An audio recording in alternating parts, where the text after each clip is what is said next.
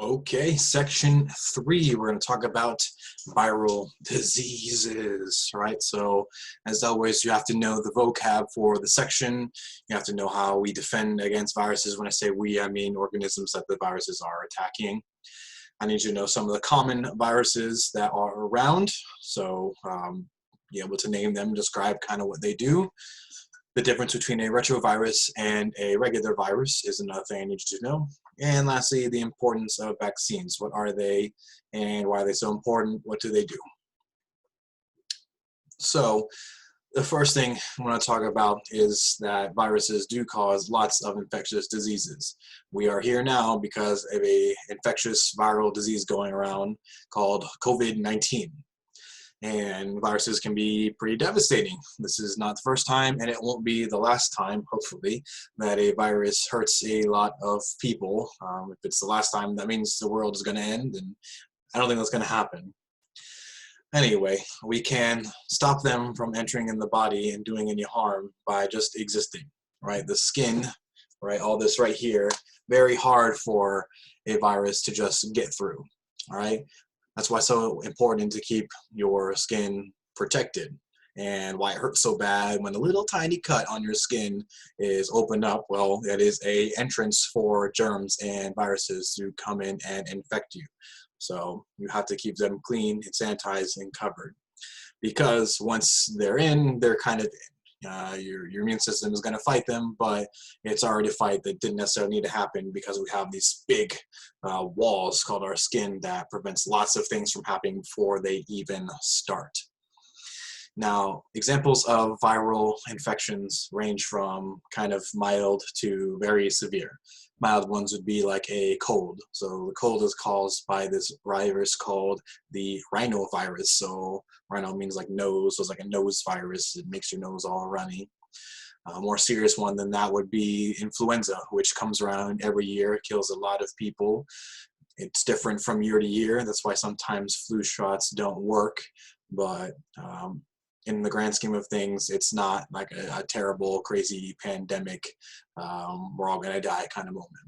Now, a couple that are like that are like SARS. So SARS was a type of coronavirus just like the one that's out right now that happened in early 2000s, and a lot of people got it and a lot of people died from it, but it kind of died out pretty quickly.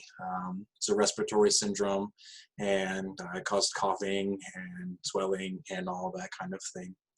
Now, AIDS is a special kind of virus because it is a retrovirus. So if we go back to the goals, I need you to know about these retroviruses, right? But AIDS is caused by this virus called HIV, the human immunodeficiency virus, and it works by destroying the immune system.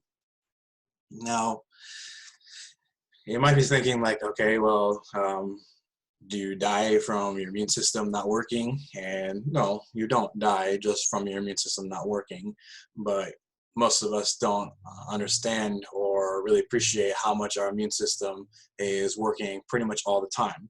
And that gets taken away when you have HIV and AIDS. And it's not that AIDS kills you just from itself. Instead, you die from your compromised immune system, from things that wouldn't really kill people without HIV/AIDS, like maybe the flu or like pneumonia. That does kill people with HIV and AIDS more often because of that immune system that's been weakened. Now, HIV is a kind of retrovirus, and that word retro means to go back. So if you look at like retro clothes or retro music, retro hairstyles, those are all from back in the day, right? Retroviruses are so named because they are different than other viruses. Most viruses have DNA as their genetic material, but RNA is the genetic material of retroviruses instead. And that should confuse you a little bit because you might be thinking, well, what is the virus going to do? How is it going to go through a lytic or lysogenic cycle having RNA? And that's what's so crazy and cool, but also devastating and really creepy about a retrovirus. So retroviruses can go back to having DNA. After they inject the RNA into their host cell, they're going to use the host's ability to replicate DNA to convert itself back into DNA and then use that DNA to finish attacking the host. Why would that be something a virus would want to do? Because it's very hard for the body to detect that, right? There's a reason why we can't really fix or cure HIV/AIDS. That's because it's by nature of being a retrovirus. Your body can't really recognize it as easily as a DNA molecule. Now, yeah, that's good for HIV. Make sure you know all those things. Now, an important thing to learn about is vaccines. So vaccines were started kind of by accident in a couple of different places. Really gross, but some nationalities would take like the oozing pus of one person and intentionally put it in their body, and that would kind of protect them for a little bit. But the word as we know it today comes from 18th century Europe, where this guy would just take like one of his servant boys and he would inject them with this thing called cowpox, right? So cowpox, what is cowpox? Well, it's a type of virus that causes a bunch of nasty little bumps to pop up all around your skin. And it's called cowpox because people that would milk cows or take care of cows would get it pretty frequently enough anyway to associate those types of pox with cows. But the guy that did this, why he did this, it wasn't just to infect some random kid with cowpox. That would be kind of pointless, right? The point of it, and it's kind of evil, but also kind of brilliant at the same time, is that the guy that did this first vaccine noticed that everyone who had cowpox never got a worse virus called the smallpox. So smallpox is very deadly, very dangerous.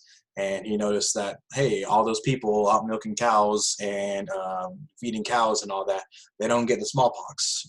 Why could that be? I wonder if getting cowpox has some kind of protection against getting smallpox. So he took one of his servant boys and intentionally injected him with cowpox. Predictably, the kid got cowpox. And then he exposed him to smallpox, which is really terrible, like really awful, because again, smallpox can kill you. But the point is that the smallpox didn't actually take. Now, why is that? Well, it's by virtue of how vaccines work. Vaccines are like boot camp for your immune system. I want you to think about it like that. When a vaccine is introduced into your body, it's usually not going to be the full strength pathogen, right? It's going to be a weakened or sometimes even a dead version of the kind of pathogen. But your immune system doesn't really care if it's alive or dead. They can't talk to each other. They don't have cell phones or anything. They work by recognizing different kinds of objects in your body and your blood. And if it's not supposed to be there, it doesn't have markers as you, then it just destroys it. So if it sees something that's not you, even if it's dead, it's going to go ahead and destroy it. Now, the real important part is how your immune system works. When you're infected the first time, that's called a primary infection. It's the first time you get infected by something. Each time you get infected, your immune system responds quicker and quicker and quicker. So the first time your body gets exposed to, if it's a vaccine, it's not an actual threat to your body, but it gets just the same amount of practice and just the same speed boost as if it were a normal infection. So if you ever encounter it for real, your recovery time is much faster because your immune system already can recognize and make antibodies to destroy the invading virus or bacteria much, much faster. Now, recently, actually it's been going on for a while now, is like a movement that vaccines are really bad, that they cause things like autism. And I just want you to know that that's not really true. Autism is not caused by vaccines. Furthermore, vaccines have saved hundreds of thousands, maybe millions of lives because of the protection that they offer. They're pretty much a molecular shield for us. And any lives they didn't save, well, they probably because they prevented the illness from happening altogether. Right? We should be very thankful to vaccines. They stop us from getting things like polio and mumps and rubella and even chicken pox. You guys know I've complained about it a couple of times how I had to get chicken pox twice. But you darn kids get to just get a chicken pox vaccine and never have to experience that disgusting, like itchy, terrible pox. right? That's how important they are. They're very powerful, and we're making new ones even within one lifetime, mine. So what could be the future, right? Maybe one day we'll have a vaccine for every kind of thing, every kind of infectious disease out there. I don't know, maybe, but it shouldn't be understated how important and effective that they are. Okay, so in review, what is the first line of defense for things like vertebrates, so like you and me, animals, all that? I'll give you a hint. It's kind of stretchy and it can get burnt if you're out in the sun too long. What are some kind of viral infections? So how do they go about getting into the body? Compare and contrast a retrovirus from a regular one. Why is it called a retrovirus? How does it work? And why is it kind of even nastier than regular viruses? Last but not least, tell me about vaccines. How do they help us fight off diseases? How are they created? A little bit of the history behind them. As always, if you have any questions, don't hesitate to reach out and get me through email, or you should be able to comment on the Google Classroom board. Thank you guys so much for watching, and I hope to see you next time when we go over section 4.